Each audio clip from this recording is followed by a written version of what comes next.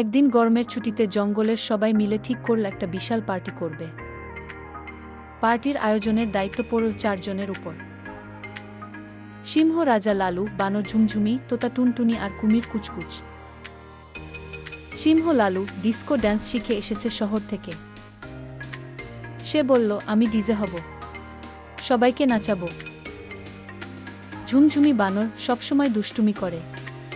সে বলল, আমি সবার জন্য কলা চিপস আর নারকেল শেক বানাবো। তোতা টুনটুনি খুব সুন্দর কথা বলতে পারে। সে বলল, আমি উপস্থাপক হব, সবাইকে হাসাবো আমার কৌতুক দিয়ে। কুমির কুচকুচ একটু গম্ভীর কিন্তু গিটার বাজাতে ওস্তাদ। সে বলল, আমি লাইভ মিউজিক বাজাবো, সবাই মুগ্ধ হবে। পার্টির দিন বনের মাঝখানে রঙিন আলোর ঝলক, ঝুলন্ত ব্যানার আর মঞ্চ বানানো হলো। টুনটুনি শুরু করল,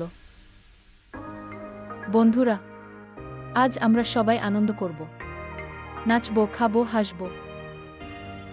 সিংহ লালু গান চালিয়ে দিল,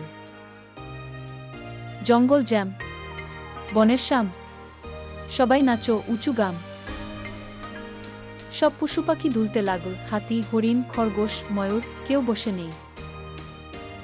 ঝুমঝুমি বানর হাওয়ায় উড়তে উড়তে চিপস ছুঁড়ছে আর হেসে বলছে, পাকড়াও করো, এটা সেরা কলা চিপস। কুচকুচ কুমির তখন গিটারে বাজাচ্ছে। টুনটুনি টুনটুনি তো তার মজার ধ্বনি গি। সবাই তাল দিয়ে গাইছে। শেষে কি হলো? পার্টি শেষে সবাই হাঁপিয়ে পড়ল, কিন্তু মুখে হাসি। সিংহ লালু বলল, জঙ্গলবাসীরা, এটাই ছিল বছরের সেরা দিন।